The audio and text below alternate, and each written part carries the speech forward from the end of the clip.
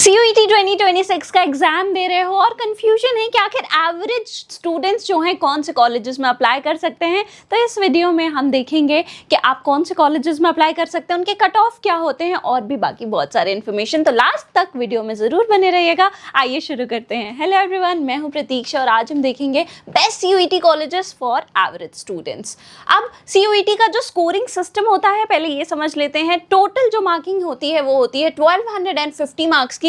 5 subjects हैं तो 250 marks each subject. अब +5 -1 का जो मार्किंग स्कीम है वो होता है, तो नेगेटिव मार्किंग होती है। आपको ध्यान रखना है अपनी एक्यूरेसी जो एग्जाम में मेंटेन करनी है। और नॉर्मलाइजेशन ऑफ कोर्स अप्लाइड होता है, क्योंकि अलग अलग शिफ्ट्स में जो है पेपर कितना टफ था कितना ईजी था उसके हिसाब से जो है मार्किंग सिस्टम होती है इनकी। अब आपको अगर जो है DU जाना है, जामिया मिलिया इस्लामिया जाना है, JNU जाना है, तो आपको जो है स्कोर अच्छा लाना पड़ेगा। तो गुड स्कोर की कैटेगरी में आता है अगर आप 1100+ स्कोर करते हैं, वेरी गुड स्कोर की कैटेगरी में आता है। अगर गुड स्कोर की बात करूं तो 1800 से 1000 तक, एवरेज स्कोर 600 से 800 तक है। लो स्कोर उसके बाद जो अगर आप 600 से कम स्कोर करते हैं तो फिर लो स्कोर है और अच्छे कॉलेजेस मिलने के चांसेस कम हो जाते हैं।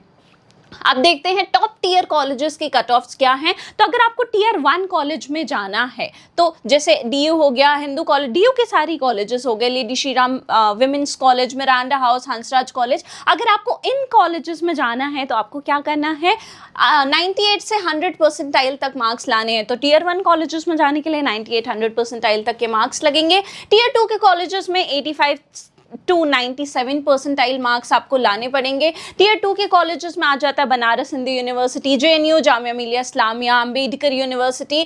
फिर टियर 3 के कॉलेजेस में जो है आपको अप टू 84% जो है लाना पड़ेगा। नेक्स्ट हम बात करने वाले हैं बेस्ट कॉलेजेस जो कि एवरेज स्टूडेंट्स को मिल सकते हैं। 60-70 परसेंटाइल वाले स्टूडेंट्स की मैं बात कर रही हूँ। तो आज हमारी लिस्ट में जो नाम सबसे ऊपर है वो कौन सा है, सेंट्रल यूनिवर्सिटी ऑफ हरियाणा। यहाँ पे कट ऑफ रेंज काफ़ी कम है, 0 से 34 की कट ऑफ रेंज है। यहाँ से आप जो है BA, BSc, BCom ये सारे कोर्सेज कर सकते हैं। नेक्स्ट जो एक और कॉलेज है जो आज हमारी लिस्ट में है वो कौन सा है, सेंट्रल यूनिवर्सिटी ऑफ राजस्थान। 30 से 50 जो इसकी कट ऑफ रेंज है। यहाँ से भी आप जो है MA, MSc, MBA, MCom कर सकते हैं। काफ़ी अच्छा सीनिक कैंपस है, रिसर्च फोकस्ड प्रोग्राम्स मिलते हैं, फैकल्टी अच्छी है, तो हायर स्टडीज़ के लिए ये कॉलेज बेटर है। फिर असम यूनिवर्सिटी है, 50 to 75 इसकी रेंज जाती है। सेंट्रल यूनिवर्सिटी ऑफ झारखंड है, 40 to 70। फिर सेंट्रल यूनिवर्सिटी ऑफ केरला है, central tribal university of Andhra Pradesh है। ये सारे 60 to 70 परसेंटाइल वाले स्टूडेंट्स जो हैं कॉलेजेस टारगेट कर सकते हैं। अब देखते हैं कि बेस्ट कॉलेजेस जो कि 70 to 80 परसेंटाइल पर मिल सकते हैं। आज सबसे पहला जो नाम है वो है BBAU लखनऊ का। अब ये जो कॉलेज है वो आपको 400+ की कट ऑफ पे मिलेगा। यहाँ से आप BA, BSc, BCom, BBA कर सकते हैं। कॉलेज की अगर मैं बात करूँ तो NAC का एक्रेडिटेशन मिला हुआ है, प्लेसमेंट भी यहाँ पे काफ़ी अच्छी मिलती है। नेक्स्ट है central university of south Bihar, 420 का इनका कट ऑफ है।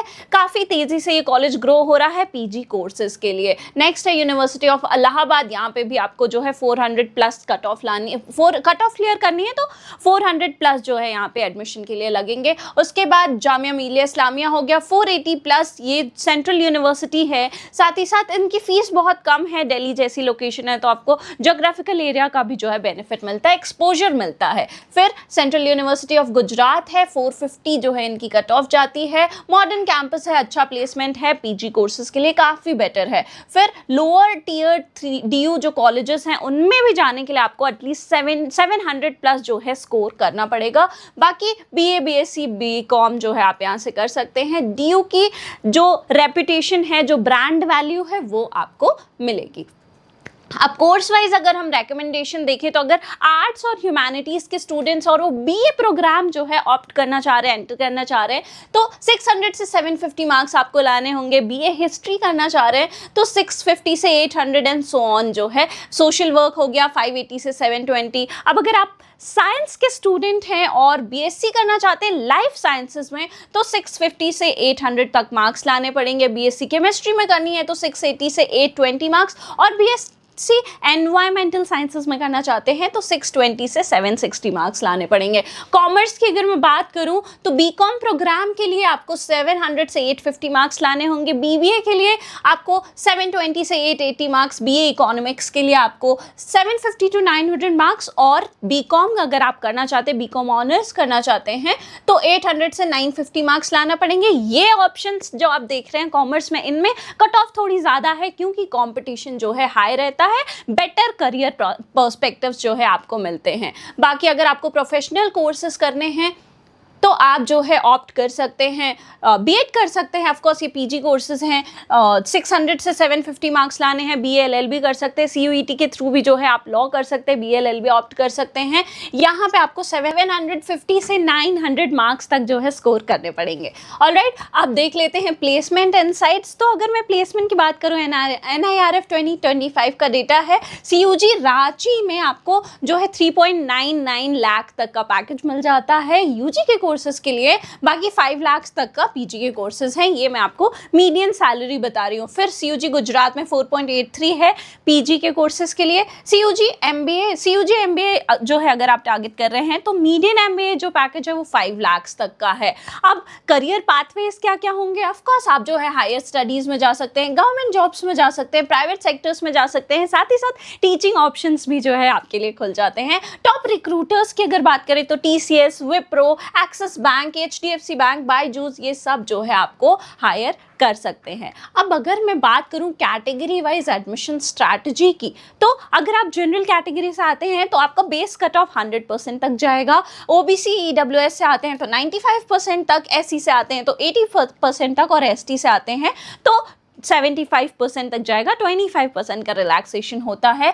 तो स्ट्रेटेजिक टिप्स की अगर मैं बात करूं तो अगर आप जनरल कैटेगरी से आते हैं तो आप लेस नोन कॉलेजेस को, लेस नोन जो है कोर्सेज को ऑप्ट कर सकते हैं, Tier 3 कॉलेजेस, Tier 2 कॉलेजेस को जो है टारगेट कर सकते हैं। OBC की बात करूं तो ऑफकोर्स आप 30 से 60 मार्क्स का आपका जो रिलैक्सेशन है वो हेल्प करेगा, तो आप Tier 2 कॉलेजेस को जो है टारगेट कर सकते हैं। SC ST की बात करूं तो अगर आप एक एवरेज स्टूडेंट हैं तो आपको अच्छे कॉलेजेस मिलने के चांसेस हैं क्योंकि आपको 100 से 200 मार्क्स तक का रिलैक्सेशन मिल जाता है। तो आउट ऑफ 250 पर सब्जेक्ट की अगर मैं बात करूं तो जनरल में आपको 180 से 230 तक का जो है कट ऑफ जाता है। OBC की बात करूं, EWS की बात करूं तो 150 से 200 है, SC का 120 से 170 और ST के 120 से 170 तक का कट ऑफ जाता है।